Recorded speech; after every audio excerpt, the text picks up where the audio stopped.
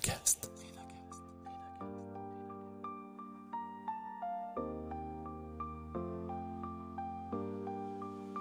Ce jour-là, quand je claque la porte, je la claque violemment, les quelques minutes qui ont suivi, je me suis clairement effondrée. La plupart, en fait, ont toujours une excuse pour ne pas agir. Et quand tu n'agis pas, il ne se passe rien. Et si un simple déclic pouvait changer toute votre vie?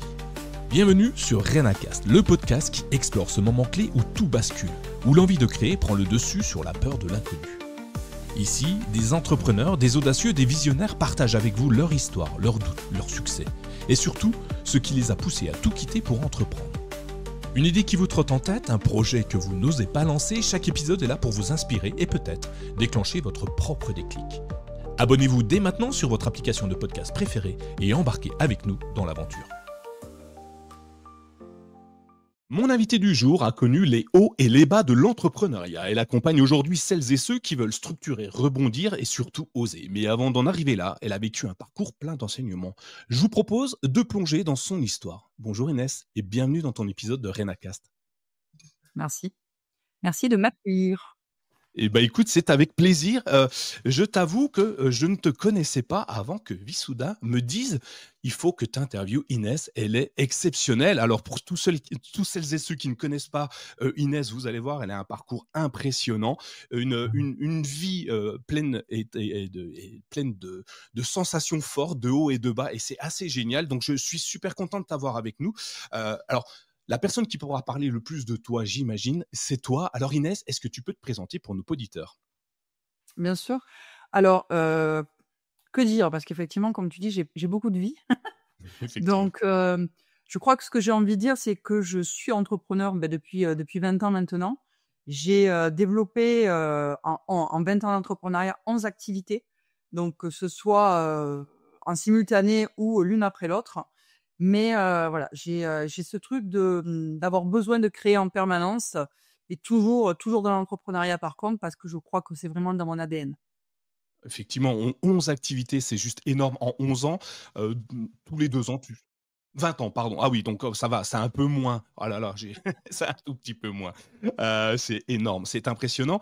Alors, avant d'être en activité d'entrepreneur, est-ce que tu avais un poste type salariat? Tu as commencé comment ta vie professionnelle? Alors, c'est un peu particulier puisque je sors de la fac de droit. J'ai fait 7 années de droit. Oui. Au démarrage, c'est pour devenir commissaire de police. C'était mon grand rêve. Et en fait, rêve qui a éclaté en plein vol quand j'ai réussi en fait à obtenir en 4e année de mémoire un stage au commissariat et où je me suis rendu compte que mes grands rêves de criminel, de stupéfiants, ça allait être compliqué pour une femme à cette époque. Oui. Parce que, en fait, ces postes, on va dire, à grande responsabilité et un peu, flamboyants, étaient à ce moment-là uniquement réservés aux hommes. C'était très, très compliqué pour une femme de sortir finalement de, tu vois, des choses type, police civile, police de la route et tout ça. Et moi, c'est pas du tout ça qui me faisait vibrer. Donc du coup, je suis en 4e année de droit, mon grand rêve se casse la figure. Je sais pas trop, du coup, quoi faire parce que ça a pas trop de sens finalement maintenant de faire du droit sans cet objectif-là. Et je pars en droit notarial, ça me plaît pas non plus et je finis, en droit des procédures et je deviens, enfin je m'engouffre en fait dans la branche de d'huissier de justice parce que, finalement pourquoi pas et mes 2 seules années, de salariat, ce sont celles-là. C'est en fait, quand tu finis un parcours comme le mien, tu as 2 ans de pseudo-stage parce que c'est du plein temps finalement, hein, et en parallèle de ça, tu as une école de spécialisation et du coup, c'est mes 2 seules années de salariat où je suis, dans une étude, d'huissier de justice, une grosse étude où, j'évolue, dans ce monde-là. D'accord, donc du coup 2 années suite à tes études, enfin pour tes études finalement. Mais qu'est-ce qui fait que, bon, tu t'engouffres là, on l'a bien compris, par dépit, par défaut, mais à un moment tu continues quand même tes études. Tu aurais pu te dire directement: «Je m'arrête, je fais autre chose, je me lance tout de suite dans l'entrepreneuriat». Quel était le déclic qui t'a dit: «Ah c'est vraiment pas fait pour moi, il faut que j'aille ailleurs, il faut que je me lance»? Alors, en fait, quand je continue mes études, c'est parce que je sais pas quoi faire, quoi et à cette époque-là, j'ai, 22 ans. Heu, voilà, j'ai pas d'idée, je sais juste que je ne ferai pas ce que je voulais faire et finalement, tu vois, c'est un peu, quand tu es lancé comme une machine à quelque chose, bah, je continue parce que, dans les faits, ça se passe bien. J'ai une scolarité assez brillante. J'ai pas d'embûches, j'ai pas d'encombre. Donc, beh, je continue, sur la voie royale, je continue jusqu'à cette, fin de deuxième année où, je me dis: «Ah c'est juste pas possible, en fait». Je plante tout, hein, je plante tout du jour au lendemain parce OK. que, je me rends compte que, bah, non, je suis pas faite pour être salariée. On va même le dire autrement, je suis pas faite pour avoir quelqu'un au-dessus de la tête et ça se passe pas très bien. Ma fin de salariat ne se passe pas très bien. Hem, je quitte vraiment quand je dis du jour au lendemain, c'est du jour au lendemain avec, un gros heurt avec mon employeur de l'époque parce que, on en parlera certainement, mais je fais partie des gens qui détestent l'injustice et j'ai été, confrontée à ce moment-là à l'injustice du salariat et j'ai pas supporté et j'ai ce qu'on appelle pété un plomb. OK, oui, donc mais tu sais que tu n'es pas la seule, enfin je je pense qu'avec tous ceux que tu accompagnes aujourd'hui, tu t'en rends compte. Il y a énormément de personnes qui ne supportent pas avoir une hiérarchie, pas par rapport à la hiérarchie, mais par rapport à l'intention que les personnes veulent te pousser, pour faire telle ou telle chose mais il y en a beaucoup qui restent par défaut en se disant: «Ouais, mais moi j'ai un tour à payer, il faut que je mange». Pour certains, on a des enfants, on a des crédits, des choses comme ça, ils restent. Toi, tu as réussi à claquer la porte en disant: «OK, je m'en vais parce que l'injustice, c'est pas pour moi». Heu Comment tu est-ce que tu avais un backup derrière toi pour avoir cette hargne et de se dire: «OK, c'est pas grave, je le fais»? Est-ce que tu étais quelle était ta béquille de secours à ce moment-là? J'en avais Aucune. pas. OK. Non, j'en avais pas du tout, au contraire même, je venais de construire une maison. Mon compagnon de l'époque, bon, avait un poste qui était très sympa, mais pour autant il pouvait pas assurer notre train de vie. Bon, j'avais quand même de l'épargne. J'ai ma mère qui m'a quand même toujours soutenue, pour le coup, donc voilà, je savais que s'il y avait vraiment problème, elle serait là et D'accord. pour le coup, je t'avoue que ce jour-là, quand je claque la porte et je la claque violemment, les quelques minutes qui ont suivi, je me suis clairement effondrée. Je me suis dit: «Mais qu'est-ce que tu as fait? Qu'est-ce que tu as fait?» Vraiment, je me souviens, hein, je descendais les escaliers de l'étude et je me prenais la tête dans les mains en pleurant, en me disant: «Mais tu es cinglée, ma pauvre fille, tu as fait un truc de fou». Mais pour autant, bah, je l'avais fait et attends, parce que la suite, la suite est sympa aussi. Hem, Parce que je quitte ce truc, en fait, sans savoir réellement quoi faire. Je le quitte parce que je ne veux plus de ça. Mais dans les faits, j'ai pas de plan, hein. J'ai pas de plan. Je sais juste que ça, c'est non. OK. Et du coup, tu pars, bon, ben, effectivement, la pression redescend, tu pars, ben, tu pars en larmes forcément comme, j'imagine qu'on l'aurait tous fait également en se disant: «Waouh, qu'est-ce que j'ai fait? Mais pourquoi j'ai fait ça?» Tu rentres chez toi et les moments suivants là, les quelques jours qui suivent, qu'est-ce que tu dis? «Et ça y est, il faut absolument que je crée mon entreprise». Quelle était ta vision à ce moment-là, de construire quelque chose de nouveau et uniquement à toi? Pas du tout, pas du tout. En fait, ce qui se passe à ce moment-là, c'est que je fais ce qu'on appelle aujourd'hui un burn-out, qu'on ne connaissait pas à l'époque, hein. Je Mmh. sais même plus dans quelle année on est en 2002. On est en 2002, on sait pas ce que c'est enfin, on sait pas ce que c'est. Moi, en tout cas, j'en ai jamais entendu parler et je me réveille, en fait, 2-3 jours après ça, sans pouvoir me lever. Ah ouais. Vraiment, dans le noir, une migraine de fou, 0 énergie et je me dis: «Waouh, qu'est-ce qui se passe, quoi? Qu'est-ce que» donc bon, je sais pas, je comprends pas ce qui se passe. Je décide, beh, finalement d'attendre, de voir, voyons. Je mets 3 jours à pouvoir mettre le pied par terre et là, en fait, j'ai une chance, un bol monstre puisque, en fait, je fais appel à un médecin, que je ne connais pas, hein. Je prends presque le premier médecin que je trouve qui est pas très loin de chez moi. Je rencontre cette nana qui est allemande et qui comprend de suite ce qui se passe. Et OK. en fait, elle m'explique que dans leur pays, ils sont déjà au fait de tout ça, de ce fameux burn-out. Je sais pas, je me souviens pas si à l'époque elle emploie ce mot-là. Mais en tout cas, elle comprend que je suis à bout, en fait et beh, qu'il va falloir juste que je fasse attention à moi et que je prenne soin de moi et elle me dit cette chose incroyable, elle me dit: «Écoutez-moi bien, à partir de maintenant, la seule chose que vous allez faire, c'est des choses qui vous font du bien, qui vous font plaisir. Vous ne faites rien d'autre. Si c'est marcher sur la plage, vous y allez. Si c'est écouter les oiseaux, vous y allez. Peu importe, vous ne ferez rien d'autre jusqu'à ce que votre envie revienne». Et c'est ce que tu as fait? Ah, elle m'a sauvé la vie, ouais. Ah génial. Donc Ouais, cette nana m'a sauvé la vie. on la remercie, aujourd'hui et si elle officie encore, allez-y. Elle doit avoir un carnet de patients impressionnant. Et du coup, tu prends du temps pour toi? C'est combien de mois avant de commencer à remonter la pente? Alors, à remonter la pente, finalement, assez vite. C'est-à-dire que je pense qu'il m'a fallu 3-4 mois où vraiment, tu vois, je me sentais bien, j'étais bien. J'avais ce projet ma maison était donc en cours de construction. C'était pas encore terminé. Mais pour autant, je sentais que j'étais en pleine forme. Et en fait, j'ai pris une décision assez dingue, certainement.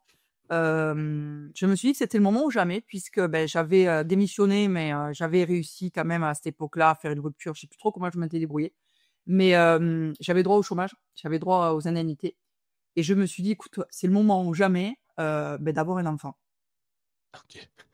C'est pile Voilà. poil le bon moment, effectivement. Et pile poil, pour moi, pour moi, c'était le seul moment, parce que je savais que ma carrière professionnelle allait prendre beaucoup de place dans ma vie, je le sentais, et pour autant, je n'imaginais pas pouvoir avoir un enfant sans m'en occuper moi. Donc, pour moi, il y avait 2 ans qui se présentaient là. 2 ans où j'allais être pleinement là, donc c'était le OK. moment. OK, effectivement, c'est le bon moment, tu as le temps, tu peux t'en occuper pleinement sans penser à autre chose, donc c'est une bonne idée. Donc tu as pris du temps pour toi, pour ta famille finalement, pour te construire. Finalement, c'est aussi les bases, peut-être de ta réussite d'avoir, construit, quelque chose dès le départ très sainement en enlevant tout ce que tu détestes, tout ce qui te faisait du mal et en créant quelque chose qui allait te faire, du bien finalement, puisqu'un enfant généralement c'est plutôt positif, hein, dans une vie. Donc tu as pris 2 ans à materner, à accompagner ton enfant à grandir. Et au bout de 2 ans, tu as eu le temps de réfléchir, j'imagine, dans ces 2 ans, de ce que tu allais faire, parce que à un moment donné, les 2 ans arrivent vite hein, quand même, hein, surtout quand on a un enfant bas âge. Et au bout de combien de temps tu t'es dit, ça y est, j'ai un peu la vision de ce que j'aimerais faire, j'aimerais me lancer, est-ce que j'ai un projet pendant ces 2 ans? Ouais, ça s'est dessiné assez vite, ça s'est dessiné, je dirais, en 2005, je savais déjà, enfin, c'est que ça commençait à se dessiner, et en fait, j'avais un rêve de gosse. J'avais un rêve de gosse qui consistait, alors pareil, ça n'existait pas à l'époque, c'était d'organiser des mariages. Ok, organisateur de mariage, ok. Et c'est ce que tu as fait? Oui. Bah oui, évidemment, c'est mon rêve, je le fais. Donc finalement, écoutez vos rêves, faites-le. Et donc c'est ce que tu fais, une fois que l'enfant part à l'école, j'imagine, ou pas loin, 2 ans, oui, pas loin, je pense. Ouais, ouais, Heu, j'ai trouvé le moyen qu'elle rentre à l'école à 2 ans, effectivement. Donc du coup, ouais, ouais, j'ai créé ma société en 2006. J'ai commencé à la monter dans l'année 2005. Je l'ai vraiment créée en 2006, et je me suis lancée là-dedans, finalement sans aucune, compétence particulière, parce que, je te dis, c'est un métier qui, aux États-Unis cartonnait, mais n'existait pas vraiment en France. J'étais pas entrepreneur, puisque chez moi, j'avais, des parents, alors, qui étaient au départ fonctionnaires, puis au fur et à mesure qui sont pas basculés vers des choses plus, libéral. Mon père est devenu avocat et ma mère, gérante de tutelle, mais pour autant pas des métiers d'entrepreneur, donc j'avais aucun environnement dans ce sens-là. Mais je me suis dit, enfin, je savais que c'était pour moi. Voilà, j'y suis allée à plein fer en me disant, «Je vais créer, en fait». Donc à ce moment-là, je prends conscience très rapidement, par contre, qu'il me manque quelque chose d'essentiel, parce que c'est pas dans mon ADN, c'est la vente. Du coup, je me forme immédiatement. Je pars à la chambre de commerce de Nîmes à l'époque, et je décide de m'inscrire dans leur école de commerce, dans les 2 modules, donc savoir-être et savoir-faire commercial, pour, apprendre ce qu'est la vente. Donc toute ma base, finalement de commercial vient de là. d'accord, donc ton idée, c'est de faire du winning planner, tu te formes, tu crées enfin, tu te donnes les moyens, donc chambre de commerce, un des conseils qu'on peut donner à beaucoup de monde, hein, la chambre les ça existe toujours ces formations-là, l'accompagnement en chambre de commerce existe toujours, allez-y, hein, foncez. C'est payant à l'époque, et ça l'est aujourd'hui? Je sais pas du tout, non? Tu te souviens Je combien tu avais? honnêtement je Ouais. honnêtement, je sais pas si j'avais réussi à le faire prendre en charge. Peut-être que comme j'étais au chômage, peut-être que j'avais réussi à le faire prendre en charge. Je m'en souviens pas, honnêtement. OK. Donc tu te lances, c'est ta première activité, tu sais pas comment faire, tu te formes. Comment on trouve ses premiers clients? Comment on commence à structurer, son travail, ses factures? Comment tu factures ça à l'époque? Si justement il y a pas de comparaison possible puisque personne ne le fait en France visiblement. Comment tu fais? Alors, j'ai la chance d'être, ultra bien entourée familialement. Ma grand-mère est couturière. Du coup, elle me crée tout un parc, un truc incroyable de décoration. Donc elle passe des heures et des heures et des heures. À l'époque, elle a quand même plus de 70 ans, hein, mais voilà, elle y va plein fer. Elle m'aide dans tout ça. Hem, la formation que je suis en commerce me fait comprendre très vite que je suis pas un vendeur. Donc dans le côté, en tout cas péjoratif que moi j'ai. Tu vois, je suis pas du tout dans le démarchage, je me vois pas prendre mon téléphone, aller dans le dur et tout ça. C'est pas du tout moi ma sensibilité. Donc je comprends super vite qu'en fait, ce qu'il va falloir que je fasse, c'est que je crée du réseau. Et à partir de là, ma priorité numéro un, c'est de me constituer un réseau d'influence. D'accord. Et en 2006, le réseau d'influence, je le vois pas trop sur LinkedIn, sur Insta et compagnie, je le vois plutôt, sur le terrain. Comment on fait pour aller chercher ce réseau d'influence? Où est-ce que tu allais le trouver? Alors en fait, ouais, effectivement, tu as raison, c'est sur le terrain, c'est-à-dire que j'ai commencé à aller dans tous les événements d'entrepreneurs qui pouvaient exister, les réseaux d'entrepreneurs qui pouvaient exister. Il y a des réseaux de femmes qui commencent à émerger. Il y a à l'époque, il y avait un club qui s'appelait le Club des créatrices. Je crois que c'était le premier réseau où je suis allée. Voilà, je suis allée partout en fait où je pouvais rencontrer des gens parce que je me suis dit, à partir du moment où tu vas créer du lien, où tu vas pouvoir vraiment créer du contact avec des gens, ben, tu vas pouvoir parler de toi, parler de qui tu es, parler de ta vision. Et c'est comme ça qu'on va pouvoir te recommander. Et ça a fonctionné. Ça a fonctionné. Et donc, alors là, je vais te demander un conseil pour moi. Je suis du genre timide, introverti, même si la plupart des gens qui me connaissent me disent, mais non, c'est pas vrai. Si, c'est vrai, à partir du moment où je sors de ma zone de confort, ou tu vois, un repas d'entrepreneur ou un café entrepreneur, je vais avoir du mal, moi, à aller au contact des gens en me disant, ouais, mais qu'est-ce que je suis par rapport à eux? Et toi, à l'époque, finalement, tu inventes un métier. Alors, tu importes un métier en France. C'est pas grand-chose. Moi, je le vois comme ça. Je suis à l'époque en 2006, en tout cas. Comment tu fais pour dire: «Eh, regardez, j'ai ça à vendre, c'est mon produit». Comment tu abordes les gens? Alors en fait, c'est surtout pas comme ça.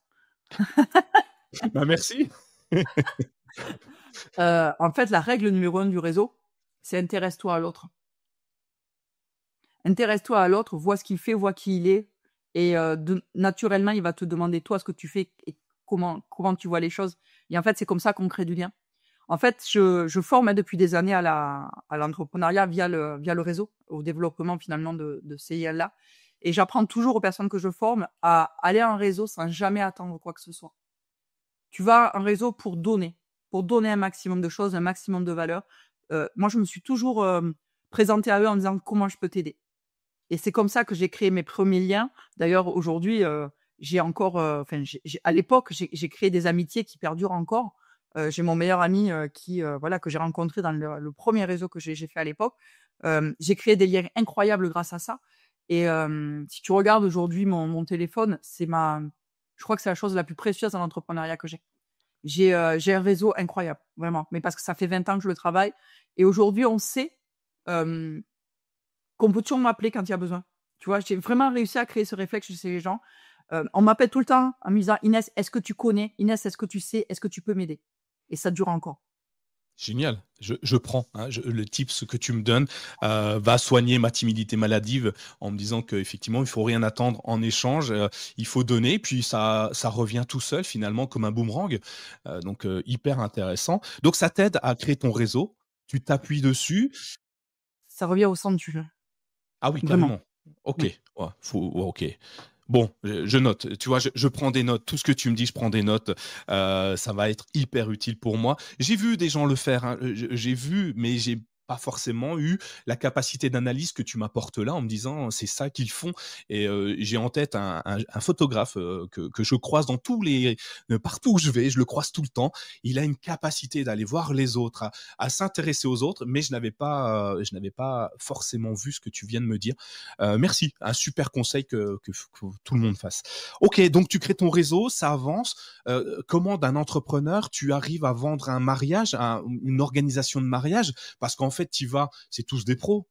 Enfin, un pro ne se marie pas. Un pro vend de l'acier, vend du service, mais il se marie pas. Alors, un pro se marie pas. Un pro est avant tout un particulier. Donc, un particulier qui, pour le coup, peut se marier, a des amis qui peuvent se marier. En fait, la réalité, c'est que je comprends très, très vite que j'ai pas envie de vendre, c'est ce que tu disais tout à l'heure. J'ai envie qu'on m'achète. Donc, pour qu'on puisse m'acheter, ben, je décide de créer un premier événement. Donc, j'organise le premier salon du mariage de prestige avec, mais du coup, ces professionnels que je rencontre en réseau, qui sont un DJ, un traiteur, un ci, un là, et on crée un premier événement ultra cosy, ultra chic, quoi. Parce Ouais. que j'ai quand même envie d'évoluer hein, dans ce monde pas du luxe parce que j'aime pas le mot, mais du beau, du très beau. Et du coup, on organise ce premier event, quelques mois à peine, hein, après mon démarrage, et je trouve là mes premiers clients. D'accord. Et organiser un événement comme ça, moi, la première chose qui me vient en tête, c'est où est-ce que je trouve l'argent? Comment je vais démarcher? Où je vais aller chercher le lieu? 0 €. OK, tout le monde te voit pas, alors je le mets, tu fais un signe, 0 €. Avec 0 €, tu fais un événement. Comment tu fais? Ouais, ben, en fait, je vais chercher des partenaires. En fait, c'est ce que je te dis, c'est qu'en parlant aux gens, en s'intéressant aux gens, et en leur livrant la vision que tu as, et moi, j'avais vraiment cette vision du métier, de l'organisation d'un mariage haut de gamme. Ben, j'ai aidé, en fait, ces professionnels-là qui vivotaient finalement dans des sphères pas très hautes et qui avaient envie, pour autant, d'évoluer dans du plus luxe. Ben, je leur ai vendu, alors j'ai pas envie de dire vendu du rêve, mais un peu quand même, puisque je leur ai dit: «Bah, attendez, moi, ce que je veux, c'est viser cette clientèle-là, viser ce type d'événement. Venez avec moi, on organise un event où on va attirer cette clientèle-là et on va tous en bénéficier». Ouais, donc tu ne dépenses pas d'argent, par contre de beaucoup d'énergie, beaucoup de temps, et tu as le loisir à ce moment-là d'en avoir justement, puisque, ben, tu as pas d'autres activités annexes, donc c'est plutôt intéressant. Tu rentabilises ton temps. Certains se diraient: «Je vais attendre les clients, j'ai mis mon numéro sur les petites annonces et je vais attendre que le téléphone sonne». Toi, tu décides de créer un événement et ça marche et du coup, il est hyper rentable ton événement puisque tu investis zéro et tu as une retombée, quasi immédiate. C'est juste génial en fait. Encore un super conseil. Je vais faire des événements podcasts près de chez moi. Je vais trouver des gens qui vendent des micros, je sais pas. Je vais trouver une solution. Génial. Donc ça, c'est ta première activité. Elle marche jusqu'à quel point elle fonctionne et comment, puisque tu me dis que tu en as 11, donc on en a encore 10 à décrire. Attention, on va peut-être pas toutes mais comment, à un moment, tu changes d'activité?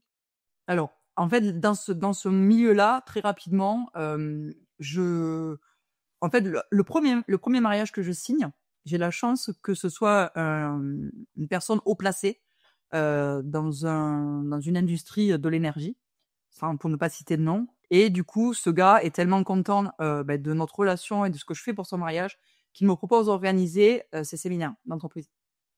Donc, je bascule très rapidement dans l'événementiel professionnel, qui est du coup un deuxième métier. Alors là, je m'allie à quelqu'un que j'ai rencontré en réseau d'ailleurs, qui est, elle, a la spécialité des événements pro parce que c'est un autre univers. Et on co-crée en fait toutes les deux plusieurs événements pro qui me propulsent aussi dans un autre monde, hein, avec une toute autre envergure, puisqu'on fait quand même des séminaires à l'international. Et voilà, ça prend un autre virage.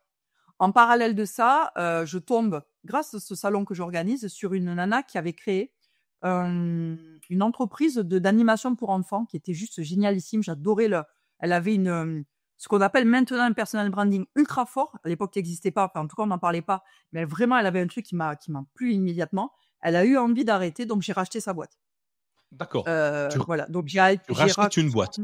Mmh. Ok. J'ai ramené cette activité dans la mienne, qui était cohérente avec ce que je faisais, hein, puisque je proposais aussi ça. Donc du coup, on en est déjà à 3 activités. Et très, très rapidement, j'ai eu ce besoin et cette envie de transmettre tous mes acquis, justement, tout ce que j'avais appris.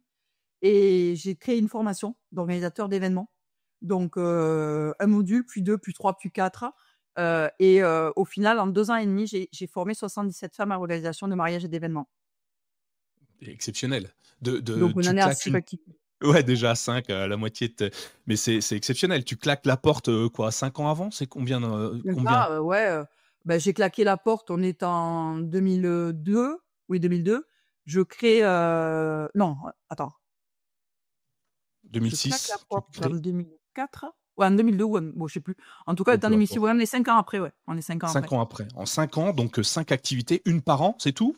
Heu et comment tu fais? Donc tu commences à gagner quand même pas mal, avec tes différents événements puisque tu peux te permettre de racheter une boîte parce que j'imagine si elle fonctionne bien, elle a un coût. Comment on décide du prix du rachat? Comment Ouais, tu te alors lances à en l'époque, disant: «OK». c'est quand même une petite structure, hein, c'est pas là, elle me vend plutôt finalement ses outils, tu vois? Le site internet, la créa graphique parce que dans les faits, elle a pas grand chose d'autre à vendre. Elle veut vraiment s'en débarrasser, c'est pas le bon mot, parce qu'elle y a mis vraiment toute son cœur et son énergie dans cette boîte et elle a envie de la transmettre à quelqu'un qui va en prendre soin. Donc en fait, elle me fait confiance encore une fois et elle sait que je vais, voilà, que je vais la en prendre, ouais, y faire attention. Et tu fais ça toute seule?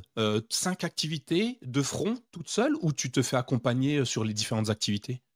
Alors, faut savoir, j'ai toujours été coachée et accompagnée, ça depuis le départ de mes activités, ponctuellement, mais j'ai toujours été, plus ou moins, voilà, suivie. À ce moment-là, j'ai quand même une alternante avec moi qui m'aide, et j'ai mon compagnon, donc du coup, qui est pas le père de ma fille, parce que ça m'a quand même coûté un mariage entre les 2, cette histoire. Mais j'ai le compagnon d mon compagnon de ce moment-là, du coup, qui m'aide beaucoup aussi, qui est là, qui est présent, qui est là surtout mentalement à me soutenir, à me pousser. Et quand il y a besoin de coups de main physiques, il est là aussi. Donc je suis jamais vraiment seule. Ouais, donc tu t'entoures, et un alternant, à l'époque, c'est intéressant, pour quelqu'un qui se lance de choisir de se faire accompagner d'un alternant puisque c'est quand même quelqu'un à qui tu dois apprendre des choses. Laisser les rênes de sa boîte ou d'une activité, est-ce que enfin, peut-être pas laisser les rênes, mais c'est quand même des parties importantes. Comment on fait pour aller chercher un alternant de qualité, je dirais? Enfin, c'est sans être de péjoratif ou négatif, hein. Bien sûr, bien sûr. Pour le coup, je suis allée chercher des alternantes déjà, un peu «vieux» entre guillemets. Tu vois? Pas des gens qui commencent. Alors vieux, tout est relatif, hein, je sais plus quel âge j'ai à l'époque, mais j'ai 26, 27 ans, je suis pas non plus, très vieille. Mais l'idée, c'est d'aller chercher, tu vois, des bac+4, des bac+5, de manière à avoir quand même déjà qui ont un peu d'épaule. Et non, je ne leur laisse pas la reine de quoi que les rênes de quoi que ce soit, hein. Dans les faits, c'est plutôt des exécutants. Je leur confie des missions, mais ils sont là vraiment en soutien. Mais je leur confie rien de vraiment, je vais pas dire vraiment important parce que si, ils m'ont vraiment pour le coup tous aidés systématiquement, mais en tout cas, il y a rien de décisif dans ce que je leur confie.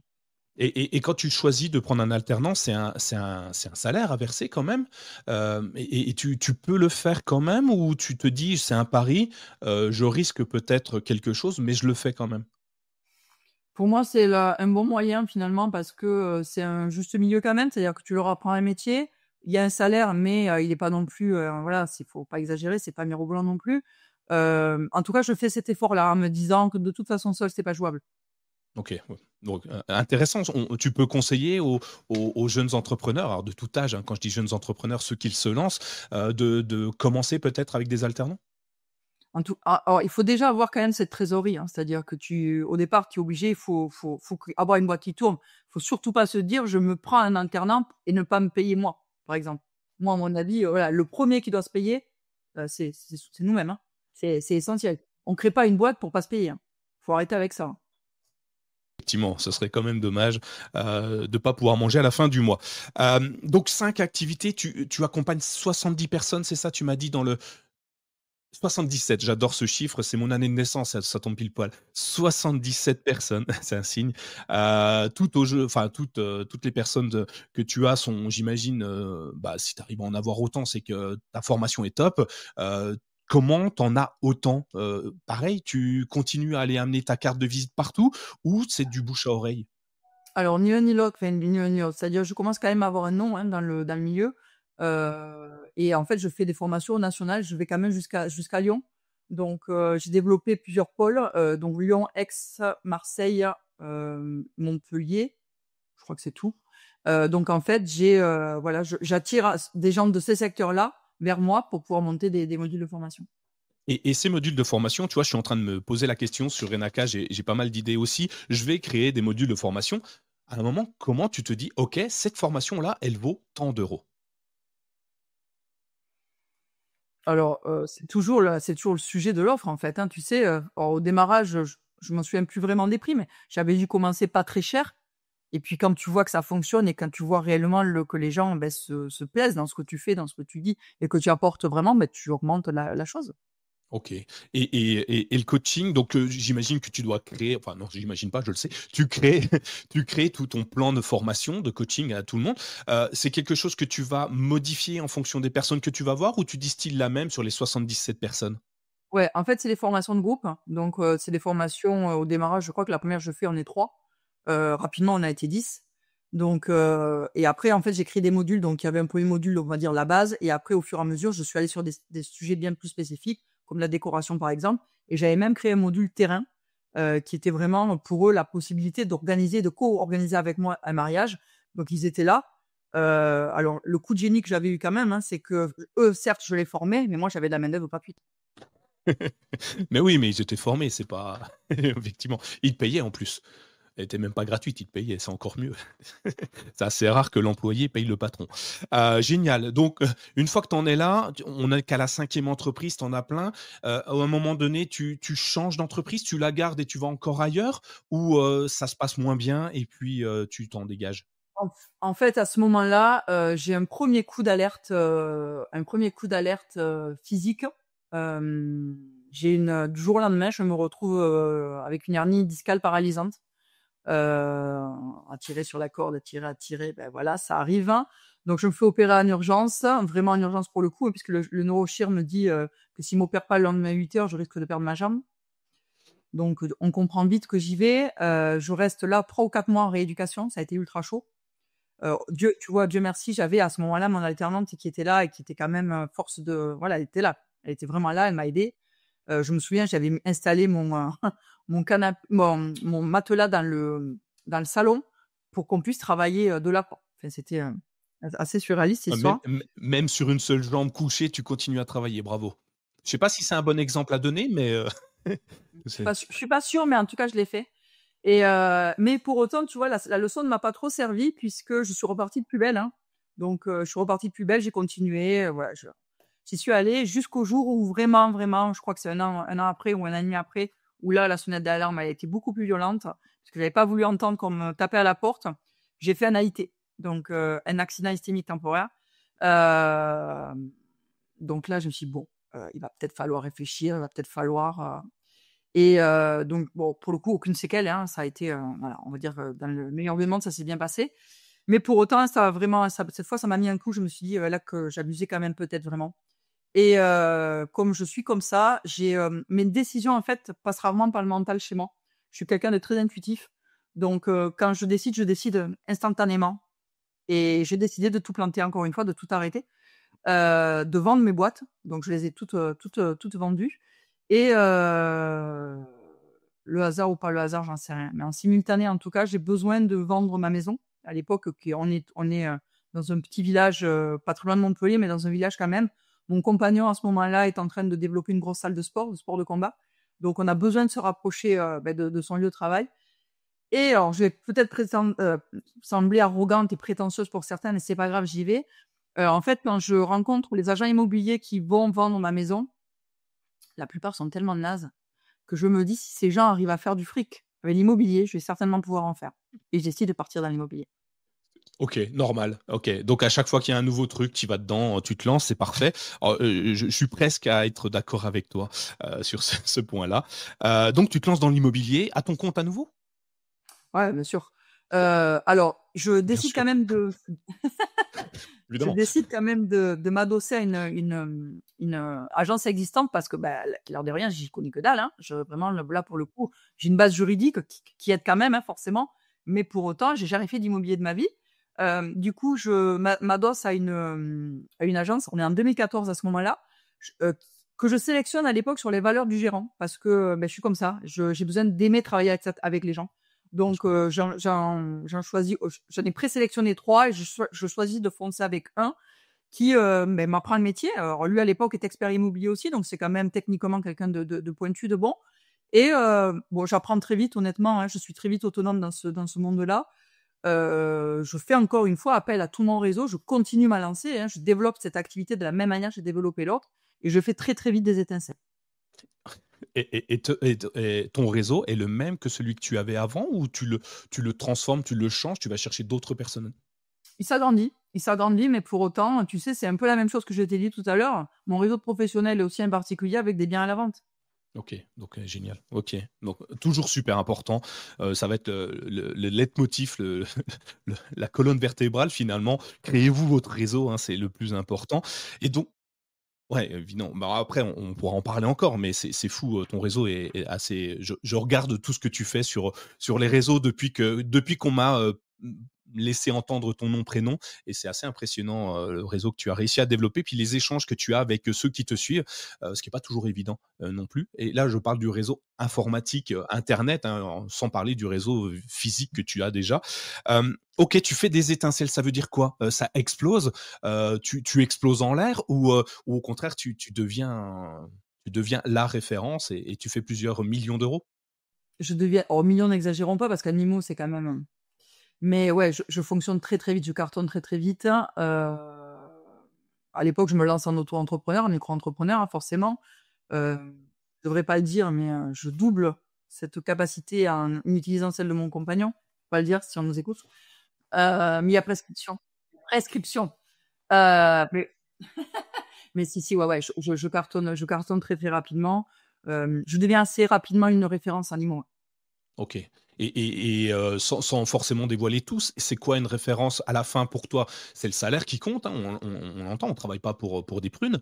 Ah, tu montes jusqu'à quel niveau? Alors, en fait, si tu veux, ce qui se passe, c'est que donc on est en 2014, en juin exactement 2014. Je m'allie avec, cet agent immobilier qui, il y a une petite agence de 4 ou 5 agents co, je crois de mémoire, je me souviens plus trop, mais je crois qu'on était à peu près ça. Et en fait, pendant 2 ans, vraiment, je cartonne, je développe à moi toute seule, pas loin de 200 000 € de chiffre d'affaires, donc c'est quand même à d'honoraires, hein. Donc on est quand même pas mal. Et à ce moment-là, je lui demande de m'ouvrir une agence dans mon village, où on a migré avec mon compagnon parce que, j'ai envie de m'envoler quoi, j'ai envie de pouvoir développer. Et contrairement à toute attente, il me dit non. Il refuse. Donc j'aurais jamais compris, un jour je lui demanderai, pourquoi à ce moment-là il me dit non?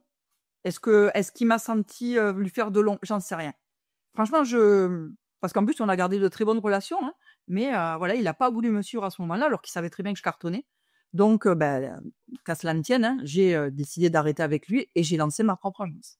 Ouais, donc là, tu es plutôt, sur tes acquis, tu maîtrises, ton domaine d'activité. Tu te lances pas, sans rien finalement comme la première fois. Là, tu es vraiment, tu vraiment sur quelque chose que tu maîtrises. Comment tu fais donc? Bah, en finalement, tu sais déjà tout, tu sais appliquer des honoraires, tu sais, trouver des clients, tu sais déjà tout, donc ça marche forcément, là. Bon, ton précédent, «patron» entre guillemets, finalement, enfin de la franchise avec laquelle tu vas, il s'en mord peut-être les doigts parce que finalement tu deviens son concurrent à ce moment-là. C'est compliqué. Comment tu gères ça, cette dualité avec la personne qui t'a formé? Concurrent, pas vraiment parce qu'on n'est pas sur le même secteur géographique pour le coup. Donc moi je suis à l'ouest et lui il est à l'est de Montpellier, donc on est quand même voilà, il y a quand même de quoi faire. Mais pour autant, très rapidement en fait, je vais me spécialiser. 2016, c'est l'année où, on décide avec mon compagnon de faire notre premier investissement animaux, parce qu'on a eu un déboire, sur notre résidence principale qu'on n'a pas pu acheter. Donc on se retrouve tous les 2 avec du cash. Moi, la vente de ma maison et lui un héritage qu'il a eu. Et du coup, comme on sait qu'on ne peut pas acheter notre résidence principale parce que c'est ultra fermé là où on se trouve, on se dit: «Bon, on va pas garder cet argent comme ça à la banque pour rien faire», donc on décide d'investir. Et en fait, le premier investissement qu'on fait, c'est un appartement de 80 carrés dans un quartier ultra populaire de Montpellier. Et le hasard fait que quand on décide de l'acheter, en descendant, les escaliers, on tombe sur notre futur voisin du dessous, qui est en train de rénover, qui nous dit: «Ah mais vous aussi, vous allez faire de la coloc?» Et là, on se regarde tous les 2, mais comme de veau, on dit: «De la coloc ici?» Et le gars nous dit: «Ouais, ouais, ça marche super bien et tout ça». Ah bon? On n'y avait évidemment jamais pensé. Et en fait, c'est comme ça que commence l'aventure de Smart Coloc, qui est devenu, un gros faiseur d'investissement immobilier, clé en main. Par hasard. C'est-à-dire que, on fait cette première coloc, puis 2, puis 3, puis 4, puis 5.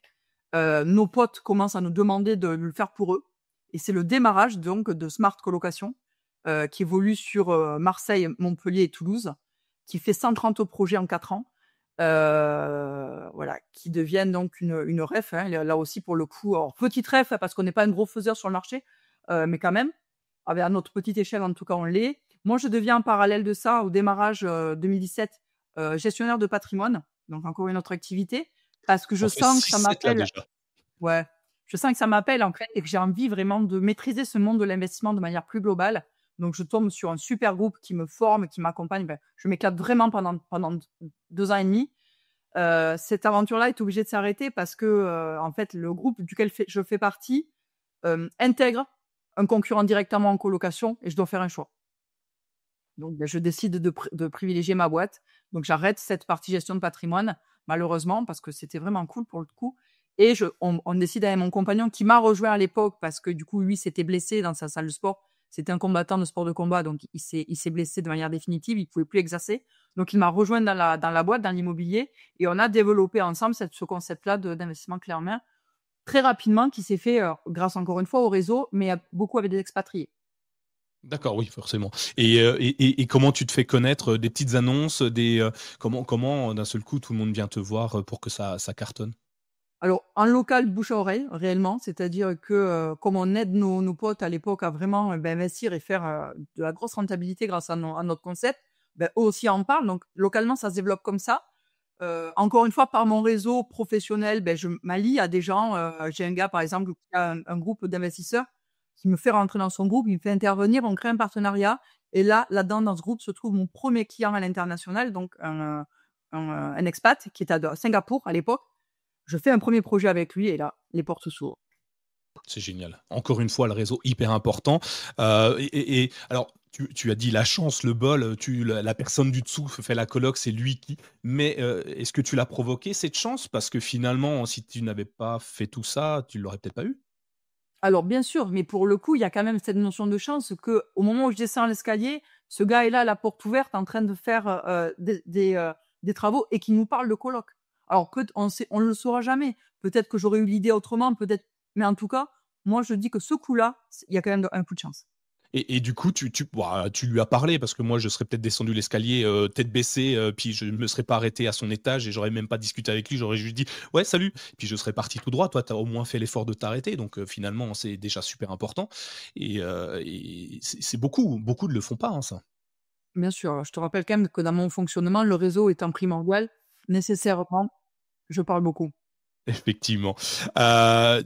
Tu l'as encore cette activité-là aujourd'hui? Non. Non, puisque tu Alors changes souvent, donc je pose la non, question. je viens d'y mettre fin, de manière un peu, compliquée, va-t-on dire, puisque on est en 2023, tous les crédits se ferment, crédits immobiliers se ferment, encore plus avec les expatriés. Donc je passe du jour au lendemain à un afflux constant de clients à zéro. 0. Tout se ferme, tout s'arrête net. J'ai un gros paquebot, hein, puisqu'on a 17 salariés. Donc à arrêter, c'est ultra compliqué. Tu vois, c'est vraiment le truc qui est lancé que tu as du mal à arrêter parce que 11 véhicules, une équipe de travaux, enfin, franchement, la catastrophe. Donc on a 2 sociétés à ce moment-là, une de travaux, une d'immobilier. Celle de travaux, je suis obligée de licencier, hein, en économie que tout le monde. Je termine mes chantiers parce que je veux planter aucun client, en sous-traitance. Donc mais c'est long, c'est fastidieux, c'est compliqué. Il faut arriver à vendre ces véhicules. Franchement, c'est une période, c'est vraiment une grosse sale période. J'ai déposé le bilan de cette boîte. J'ai mis 1 an, hein, à réussir à déposer le bilan parce que je m'interdisais de déposer le bilan avant d'avoir clôturé les derniers chantiers. Je voulais planter aucun client. C'était pour moi, j'ai injecté beaucoup, beaucoup de fonds propres pour pouvoir terminer. J'ai tout cramé. Vraiment, cette fois-là, j'ai tout cramé. J'ai déposé le bilan, là, en janvier, hein, 2025, puisque le tribunal a accepté de prononcer. Mais tu vois, il l'a prononcé avec une antériorité de 1 an. Il est reparti en arrière sur 1 an pour dire que ma cessation de paiement complète était, en janvier 2024. Mais, comme j'ai voulu terminer, voilà, c'est moi qui ai payé, c'est moi qui ai et là, ça m'a coûté aussi il y a pas que ça évidemment, mon compagnon te dirait, il y a pas que ça dans la balance, mais ça a quand même pas aidé. Donc mon second compagnon qui était mon compagnon de 15 ans, à ce moment-là, a quitté le navire avec.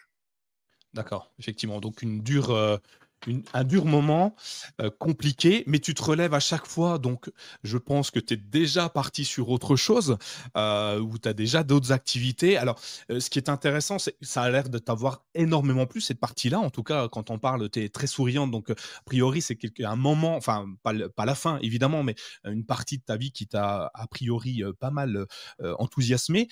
Qu'est-ce que tu en ressors sur, parce que maintenant c'est fini, ça y est, on passe à une étape. Est-ce qu'il y a des choses qui ont été, que tu aurais faites différemment? Ah oui, beaucoup, beaucoup. En fait, quand je commence l'immobilier en 2014, je rencontre une nana qui est agent immobilier aussi, enfin qui est négo et qui me dit: «Un jour, tu verras, tu auras envie de créer une grosse structure. Hem, il faudra que tu le fasses et c'est à ce moment-là que tu sauras si tu es faite pour ça ou pas». Et ça est toujours c'est toujours resté dans ma tête ce truc et en fait, elle avait raison. C'est-à-dire que quand j'ai eu l'opportunité, de développer fort comme ça, parce que je passais finalement de l'indépendante, seule à, au fur et à mesure, une équipe qui a grossi très, très vite, parce qu'il fallait, il fallait pouvoir suivre, il fallait pouvoir assurer. Et toujours, ça a résonné dans ma tête, ce truc. Elle me disait, fais quand même attention, réfléchis bien à ce que tu fais. Mais j'étais lancée, j'y suis allée vraiment plein fer, sans les compétences.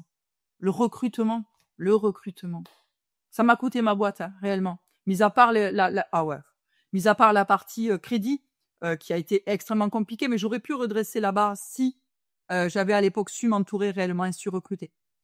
Aujourd'hui, j'ai un mentor qui me dit toujours, Inès, il faut recruter lentement et virer rapidement. Et moi, je faisais tout le contraire. Et comment on recrute lentement? Je pense en se faisant accompagner. Ok. C'est un métier de recruter. Donc, c'est pas toi qui le fais directement, tu passes par des cabinets de recrutement Il aurait pas fallu, clairement. Moi, j'ai fait n'importe quoi. Vraiment. Je pense que je suis le pire recruteur qui existe. Même aujourd'hui, malgré tout ce que tu as vécu? Ah, je recruterai plus jamais. C'est vrai? Ah non. Ok. Non. Est-ce que la personne que tu as rencontrée à tes débuts, ce serait peut-être pas Inès qui serait venue dans le futur en disant hey, je te rencontre et je vais te dire ce qu'il faut que tu fasses? Mais c'est marrant que tu dises ça, c'est possible. Ça peut être intéressant, ça. Non, ouais, c'est possible ce que tu dis. Ouais, parce Ok, que c'est vrai qu'aujourd'hui, j'aurais ce même discours. intéressant. Mm. Hop. Ok, mais tu t'es relevé, donc ça c'est plutôt bien, parce que tu as recréé encore plein d'autres choses. Ouais. Alors, j'ai enregistré avec Pauline un épisode exceptionnel également qui se fait appeler Madame Résilience. Elle a eu, comme toi, énormément de déboires, de problématiques de santé. La vie fait que parfois, ça va pas comme on veut. Le Covid ou la Covid qui est venue bousculer ses attentes. Et à chaque fois, elle se relève et tu me fais beaucoup penser à elle parce qu'elle s'est relevée. Elle lance toujours de nouvelles activités. Et toi, tu as encore une nouvelle activité. C'est quoi tes nouvelles activités maintenant? Alors en fait, là où on se trouve, c'est mes anciens bureaux, hein, du coup où j'avais toutes mes équipes qui évoluaient. Et en fait, c'est un local qu'on a acheté du coup à mon compagnon de l'époque, qui à l'étage a une coloc forcément, et le bas c'était donc il y a 120 mètres carrés de bâti pro quoi. Donc au moment où je sais que ma boîte est en train de se casser la gueule, je me dis qu'est-ce que tu fais? La facilité aurait été de dire je loue l'intégralité parce qu'on a un bâtiment qui est super bien placé, qui aurait pu se louer, je pense très facilement. Mais moi j'aime ce lieu, j'aime ce bâtiment, je m'y sens bien. Et du coup je prends le pari de pas le louer et d'en faire un coworking. Donc ça commence comme ça l'histoire. L'autre chose qui est vraiment le fil conducteur de toutes mes activités en 20 ans, c'est l'accompagnement. Je suis fortement animée par la réussite de l'autre. Quelles étaient mes activités finalement, tu vois, la formation dans l'organisation de mariage, en gestion de patrimoine, j'avais une équipe aussi que je formais, que j'accompagnais. La réussite et l'accompagnement de l'autre, c'est quelque chose qui m'anime profondément. Et j'ai décidé du coup de développer cette partie-là et de m'y consacrer aujourd'hui et de devenir consultante, donc en stratégie et en développement d'entreprise. Et en parallèle de ça, parce que tu l'as bien compris, une seule chose ne me suffit pas, j'ai décidé de créer une académie qui s'appelle Révèle-toi, qui là, pour le coup, est dédiée aux femmes, à la femme entrepreneur, ou en tout cas en instance de devenir entrepreneur, et qui a besoin de se reconnecter à elle-même, à vraiment apprendre à se comprendre et à se connaître, pour pouvoir entreprendre de la manière la plus authentique possible. Alors, ce mot authentique, il est ultra galvaudé, il est utilisé partout. Je l'aime pas trop, mais pour le coup, il fait sens quand même dans mon activité.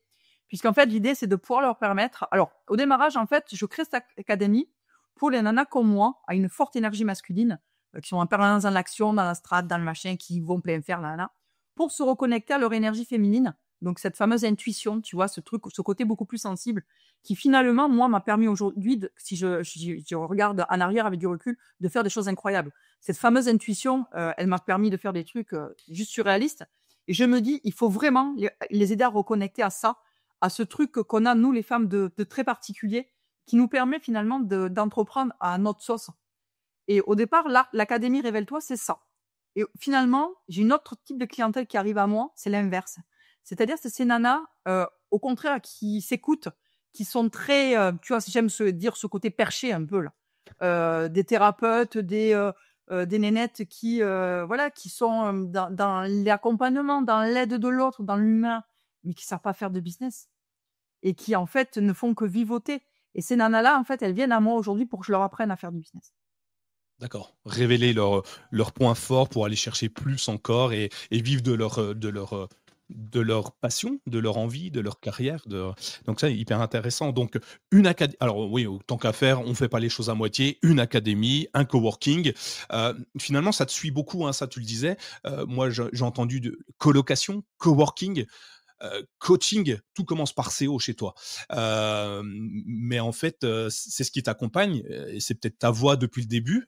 Je sais pas, hein, je suis pas, mais ça ressemble beaucoup à ça en tout cas quand on t'écoute parler. Le partage, on le voit sur les réseaux sociaux. Ceux qui ne te suivent pas encore devraient le faire parce que tous tes posts montrent que tu as envie d'échanger, de donner de l'information. Et aujourd'hui, tu es avec moi pour ça finalement. Et je trouve ça hyper intéressant. Qu'est-ce que tu donnes aujourd'hui à toutes les personnes que tu accompagnes avec l'académie Révèle-toi comme premier conseil aux personnes, aux femmes que tu accompagnes, les premiers mots? Mmh. Alors je crois que l'essentiel quand on démarre dans l'entrepreneuriat, c'est de plonger en soi, de vraiment apprendre à connaître nos valeurs, à développer notre vision, à savoir qui on veut devenir. Parce que l'entrepreneuriat, c'est un chemin sur lequel on évolue en permanence. On va grandir tout le temps, tout le temps, tout le temps. Et il y a pas d'arrivée. Il y a vraiment un chemin. Et en fait, il faut apprendre à aimer ce chemin d'évolution. Et je crois que c'est ça que je leur apporte. C'est vraiment ce truc de dire, apprends déjà à savoir qui tu es aujourd'hui, qui tu veux devenir demain, et on va tracer la route ensemble. OK. Donc tu les accompagnes sur le chemin, tu les prends par la main, sur la route, qu'ils se sont eux-mêmes créés finalement, pour éviter les nids de poules, si je prends l'analogie de la voiture. Parce que toi, tu les as déjà vécus, donc ça, c'est plutôt intéressant. De ton expérience, on peut aller chercher plus loin. Est-ce qu'il tu as une méthodologie ou des outils que tu leur conseilles, dans les premiers temps ou même un petit peu plus tard, dans l'accompagnement? Oui, alors, oui, des outils, j'en ai plein, hein. Je travaille beaucoup en neurosciences. Je j'accompagne aussi beaucoup par le questionnement, forcément, comme tout coach. Et j'ai découvert il y a pas très longtemps de ça une méthode qui, moi, je trouve fantastique, tu iras fouiller, qui s'appelle le design humain, qui est une méthode évidemment qui nous arrive des États-Unis, qui est, finalement l'apprentissage de qui on est grâce à son énergie. C'est apprendre à connaître notre fonctionnement. Et tu vois, tout naturellement, quand j'ai fait mon propre design humain, mon autorité intérieure, puisqu'on parle de ça en design humain, forcément, c'est l'intuition. OK. Et c'est pas comme le ikigai, c'est pas la même chose où on C'est différent, c'est c'est différent? différent. Ouais, c'est vraiment quelque chose qui est lié à notre, nous intérieur, et j'ai vraiment envie de parler d'énergie parce qu'on parle vraiment de ça. D'accord, donc j'irai voir. Et tu as un livre, quelque chose qu'on pourrait, trouver, que tu conseilles sur, Alors, il y a le une école, hein, il y a une école de design humain français, donc c'est designhumain.fr, où on peut d'ailleurs faire notre propre design, heu, voilà, là-dessus. Il y a des personnes qui sont, comment on dit, heu, recommandées, enfin, par l'école, puisque c'est quand même une formation qui est lourde, hein, qui est longue, qui je pense à un moment ou l'autre je devrais faire parce que ça m'intéresse vraiment. Après voilà, ils ont sorti, cette même école, un bouquin qui s'appelle Le design humain, qui livre pas mal de clés, ouais. oui, pour, ouais, OK, on peut déjà commencer par là pour voir si effectivement ça nous convient et puis ensuite aller, franchir les portes de cette école et peut-être, aller encore plus loin, se reconnecter à soi, c'est ça, hein, l'idée, savoir où on va. C'est génial. J encore une question. Alors moi, je parle un petit peu d'argent, j'aime ça. Tu fais de la formation, tu accompagnes, tu fais du coaching. Comment on facture ça aussi? Parce que le coaching, j'aime à dire que c'est du vent, mais du vent qui porte les gens, mais comment on facture du vent? Alors c'est ultra, enfin, là pour le coup, c'est ultra, ouais, ultra compliqué. La réalité, c'est que, au démarrage, bon, moi j'ai quand même une valeur haute de moi, hein, c'est-à-dire que je considère que mon expérience a une vraie valeur. Donc j'ai d'entrée de jeu facturé assez cher. Au démarrage, je l'ai fait à l'heure, comme, je savais pas trop comment le pratiquer. Donc j'ai très vite facturé 250 € de l'heure, qui fait partie des choses, médianes, on va dire, mais en tout cas pas d'un coach débutant. Mais très rapidement, je me suis adossée en fait à aujourd'hui, un homme qui est devenu un de mes mentors, qui est mon mentor depuis longtemps, mais aujourd'hui, on a trouvé le moyen de travailler ensemble, qui lui accompagne les entrepreneurs, par le consulting depuis, 12 ans maintenant. Et en fait, je me suis raccordée à sa méthode. Donc mes prix sont les siens. Et aujourd'hui, on me propose un accompagnement, sur 6 mois minimum, 6 mois à 12 mois. Et la tarification en fait est fonction de notre implication, de notre engagement. Donc ça peut commencer à 3 000 € pour 6 mois et terminer à 24 000 € pour 1 an, pour te donner, une base. C'est une belle fourchette en tout cas.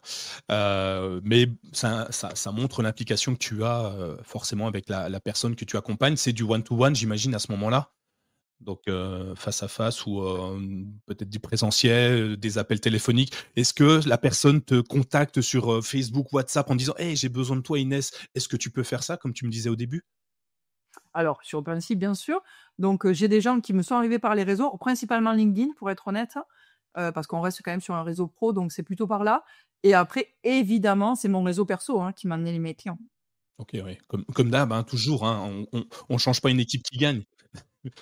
Il y a juste l'intitulé de ton poste qui évolue, mais finalement, c'est quasiment toujours le même quand tu regardes, l'aide, l'approche des autres, c'est toujours à peu près la même chose. Tu dis que tu as une haute estime de toi, elle est venue, alors c'est intéressant parce que certains, ont le syndrome de l'imposteur. Ils font plein de choses, mais, finalement, ils le font même tous très bien, mais ils arrivent pas à dire qu'ils sont bons. Comment on fait pour dire qu'on a une haute estime de soi? Alors après, il y a une question de je pense aussi de confiance, d'environnement, je pense que l'estime, on nous en apporte beaucoup. Là, pour le coup, c'est un peu quelque chose dont on hérite, hein. Moi, j'ai eu la chance d'avoir des parents très aimants, très soutenants. Donc, je pense que ma base est quand même pas dégueu. Après, pour autant, j'ai toujours eu cette notion d'échec pas grave, moi. C'est-à-dire que j'ai toujours pris les échecs comme des apprentissages. Donc, j'ai pas de problème à me casser la figure, honnêtement. Je suis quelqu'un qui me relève très vite et de plus en plus vite. D'ailleurs, je me souviens avoir eu cette conversation avec une de mes amies il y a quelques années, où elle me disait, «Mais Inès, c'est quand même un truc de fou, tu au fond du seau un matin et le lendemain, ça va bien, quoi». Et en fait, je lui disais que je mesure, moi, ma marge de progression dans ce que je suis, par la vitesse à laquelle je me relève. C'est-à-dire que je me suis OK, pour, tomber, je suis OK pour être au fond du seau, je suis OK pour, voilà, des fois être vraiment pas bien parce qu'il m'en arrive quand même des trucs, assez forcément, plus tu es dans l'action, plus il t'en arrive, il faut pas rêver, hein. Je pense que j'ai subi plus d'échecs que la plupart des gens, nécessairement. Mais pour autant, c'est pas grave, en fait. Je me relève et on y va et on recommence et je m'améliore et j'analyse et j'ai le droit, voilà, j'ai le droit d'être au fond du seau, j'ai le droit un matin de pas avoir envie de me lever. Ça m'est arrivé il y a quelques jours, où je suis partie de mon bureau, tu vois, à 10 heures en disant: «C'est bon, c'est pas la peine, je suis au fond, j'ai pas d'énergie, j'ai pas envie, je me casse, j'ai passé ma journée devant Netflix». Bah, le lendemain, c'était réglé. OK. Et ça me fait penser à une publication que tu as fait il y a peut-être 2 jours, donc elle vient peut-être de là, cette publication, parce que je me suis retrouvé dedans. Je m'inquiète pas pour toi parce que, tu vas gérer. Alors je sais pas si c'est exactement comme ça que tu le dis et moi je le ressens, également. Les personnes pensent que tu vas y arriver toute seule. Comment tu fais pour aller crier, «J'ai besoin d'aide», parce qu'à un moment on en a besoin? Ça, c'est un vrai sujet. C'est un vrai sujet. Je pense que plus on est costaud, justement, plus c'est difficile. Moi, j'ai passé vraiment, écoute, ça fait 20 ans d'entrepreneuriat, donc on va dire 19 ans sans demander d'aide. Voilà, j'ai fait cette erreur d'avoir, cette espèce d'armure où, je devais me démerder seule, où il fallait que vraiment, voilà, je démontre en permanence que oui, que oui, que oui et du coup, les gens s'habituent à ça. Les gens s'habituent à ce que tu sois toujours la nénette, qui réussit, qui se relève, qui a pas besoin et en fait, c'est pas vrai, c'est des bêtises ça. Tout le monde a besoin. Moi aussi, j'ai envie, qu'on m'attrape, tu vois? Et qu'on me dise: «Viens, c'est pas grave, je vais venir avec toi, on va le faire ensemble». On a tous besoin de soutien. Et c'est une erreur des gens costauds comme moi de pas le manifester, de pas le dire. Donc aujourd'hui, j'apprends à le dire. Mais c'est pas facile, hein.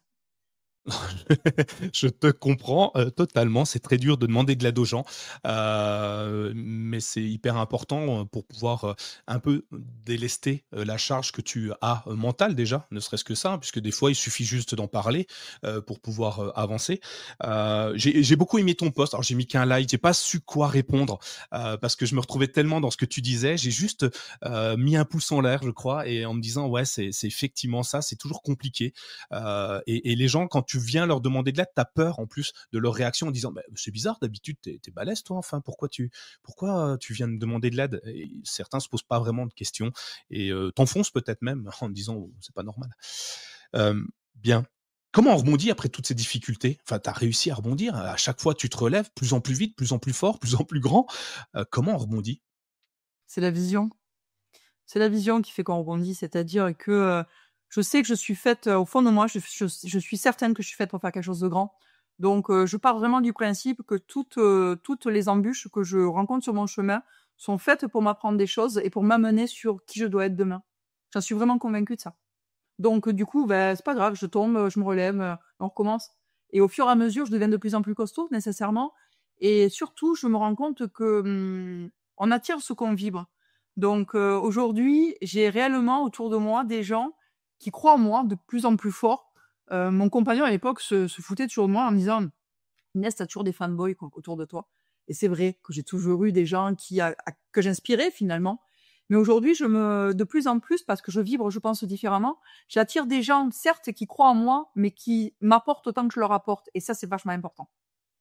C'est-à-dire que je suis plus celle qui donne à qui on ne donne rien en échange. Parce que pendant des années, ça a été ça.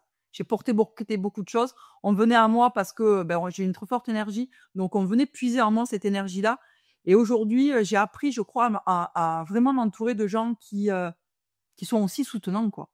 Ils sont là, ils sont vraiment là. Et c'est ça qui va encore me faire passer mon step supérieur, je m'en suis convaincue. Écoute, effectivement, s'entourer des bonnes personnes, c'est toujours hyper intéressant. Quelles sont les erreurs les plus fréquentes que tu vois sur ceux que tu accompagnes aujourd'hui? Est-ce que c'est les mêmes que toi ou il y en a des nouvelles, plus dures, plus complexes? La plus grosse erreur que je vois chez les gens, c'est cette attente de perfection avant d'y aller. Ils savent pas passer à l'action. Et ça, c'est terrible. Moi, ça a été ma force pendant 20 ans. Je passe à l'action en permanence. C'est d'ailleurs pour ça que je me casse souvent la figure, parce que plus tu agis, forcément, plus tu tombes. Hein. Mais c'est pas grave. Mais eux, la plupart, en fait, ont toujours une excuse pour ne pas agir. Et quand tu n'agis pas, il ne se passe rien. Ça, c'est vraiment la plus grosse erreur. Et elle est extrêmement fréquente. C'est ce qui fait qu'on passe d'une idée à une entreprise finalement. Voilà, OK. Donc il faut foncer, hein, c'est un peu le conseil que tu pourrais donner, écoutez-vous, foncez. J'ai envie de dire échoue le plus rapidement possible et le plus grand possible. Le plus grand possible. C'est oui. Mais comment on se relève d'un grand échec? De l'argent, on en perd, on se dit, «Bah, je suis obligé de vendre ma maison, je suis obligé» c'est pas facile de perdre ce que tu as. Mais il y a rien qui est facile. En fait, il y a rien qui est facile. Si on veut quelque chose de facile, il faut pas être entrepreneur, en fait, hein. Effectivement. Mais ouais, en fait, on a choisi. Tu choisis, être entrepreneur, c'est prendre du risque et tu vas avoir une récompense qui est fonction du risque que tu oses prendre. Si tu restes petit, tu n'auras pas de résultats grands, c'est pas possible, ça ne marche pas comme ça. Donc oui, moi, j'ai perdu beaucoup de fric, j'ai perdu beaucoup d'énergie, j'ai perdu des gens en route. Il faut être prêt à ça. OK. Et comment, si je te demande un conseil pour moi, puis peut-être pour tous ceux qui nous écoutent, tu vois, j'ai Renacast, un petit podcast pour l'instant sans prétention. Comment il devient plus grand? Quels risques je dois prendre pour aller encore plus loin et le faire entendre à plus de monde? Et si tu allais, oser demander à des gens qui ont une notoriété de passer dans ton podcast et qui te permettrait de Grandir. diffuser grandement? OK, et je vais appeler, les grands entrepreneurs qui ont osé, franchir le cap. Bien sûr. Et C'est ça, je comme le ça. fais comment? Via LinkedIn? Je vais dans des salons où potentiellement ils sont? Ouais, il faut les trouver, en fait. Alors dis-toi aussi qu'on est toujours je sais plus quelle est la comment on le dit? À 3 poignées de main de toute personne ou à 5 poignées de main de toute personne. C'était Donc faut 5 et pas ça hési s'est amélioré avec l'internet en plus, oui. voilà, donc c'est 3 aujourd'hui, je crois. Il me semble que c'est Ouais, 3. Donc c'est ça ça. veut dire qu'autour de toi, tu as déjà des gens qui nécessairement peuvent t'amener plus haut. Eh ben, c'est Faut juste génial. aller faut juste oser demander, en fait. Ça veut dire que tu vas me donner une personne qui est encore plus haute que toi, alors tu vas pas me le dire en direct, hein, mais après tu vas me donner le contact de la personne, qui est 3 levels au-dessus de moi, qui pourrait m'accompagner dans la progression du podcast. Top, je prends, hein, tous les conseils sont hyper intéressants. J'adore, merci. On va bientôt terminer l'épisode, 1 heure de podcast, c'est un peu le délai que je t'avais donné au départ. J'essaye de le respecter alors que je parle beaucoup, mais tu parles encore plus que moi et c'est plaisant d'avoir quelqu'un qui échange sur sa vie, sur ses passions, sur ce qui l'a amené jusqu'ici. Est-ce que tu as des ressources, des livres, des podcasts que tu pourrais conseiller à ceux qui, ont encore peur de se lancer, dans l'entrepreneuriat ou simplement envie d'évoluer dans l'entrepreneuriat? Alors moi, je suis une grande, lectrice, hein. Ma vie d'entrepreneur a été effectivement, drivée par tout ça. Si je dois donner une ressource qui me paraît vraiment essentielle, c'est The One Thing. OK, effectivement.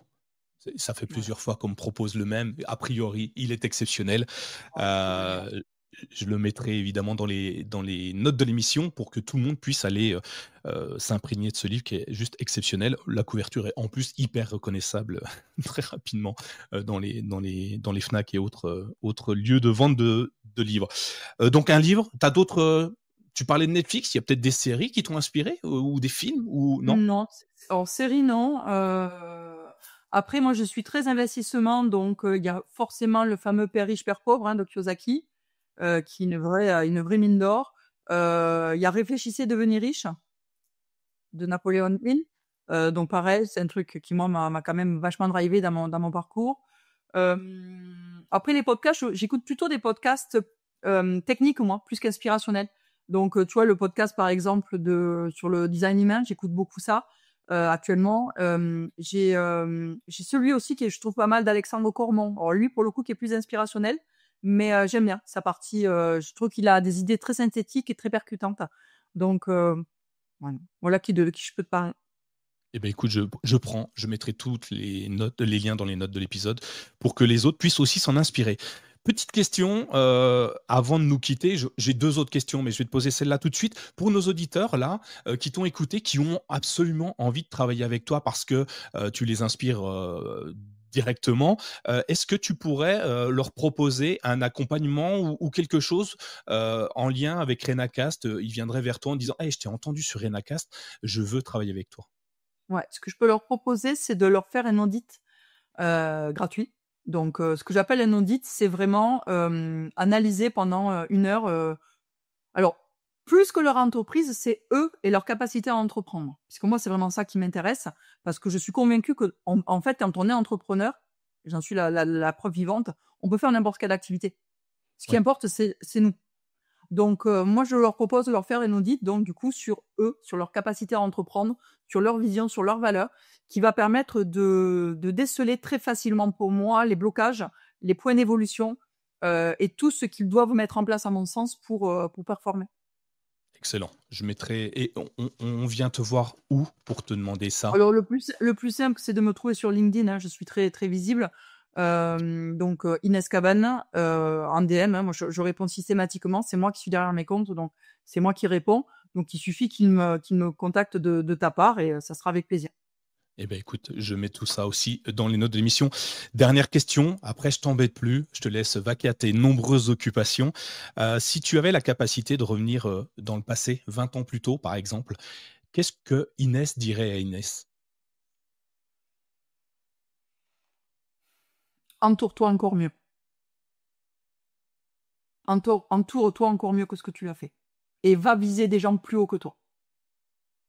Les fameux 3e personnes que tu peux avoir? Facile? On peut le faire une Parce fois qu'on le sait? Je pense qu'on peut le faire.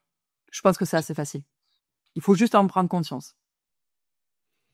Eh beh, écoute, on va essayer de faire nous ça. Merci beaucoup Inès pour, tout ce que tu m'as donné, ce que tu as échangé avec nous. Merci infiniment pour, partage sans filtre, super inspirant en tout cas. Un épisode, j'espère qui plaira à tous nos abonnés, tous ceux de Renacast. Si on veut échanger avec toi, je mettrai les liens, Inès, pour qu'on puisse, te suivre déjà parce que tous les messages d'inspiration que tu donnes au quotidien sont vraiment, le matin. En fait, c'est presque une petite bouffée de tu sais, c'est mon petit café du matin.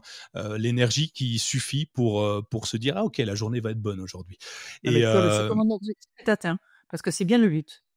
eh ben, écoute, bah, c'est top. Merci beaucoup. Je te souhaite, beaucoup de continuation, peut-être encore plein d'autres entreprises. Peut-être est-ce que je peux te souhaiter d'autres échecs aussi forts et pour aller encore plus loin? Une accalmie serait de bon augure. Eh ben, écoute, je te souhaite de te poser un petit peu en attendant de trouver mieux. En tout cas, j'ai pas de doute. J'espère pouvoir te recroiser d'ici, peut-être 2 ans sur ce podcast et puis que tu me dises: «Eh bien écoute, à l'académie Révèle-toi a explosé. Maintenant, je vais me poser. Je vais rester uniquement sur ça et potentiellement accompagner encore plus de monde». Ce serait génial en tout cas. Merci beaucoup. Je te souhaite une bonne journée, et puis Également. à très vite, pour tout le monde sur le prochain épisode de Renacast. Merci beaucoup Inès, à À bientôt. très bientôt. Si cet épisode vous a inspiré, ne le gardez pas pour vous. Partagez-le avec vos amis, votre famille, vos collègues, qui sait, cela pourrait bien être le déclic dont ils ont besoin pour se lancer. Abonnez-vous dès maintenant sur votre application de podcast préférée et laissez-nous une note 5 étoiles ainsi qu'un commentaire.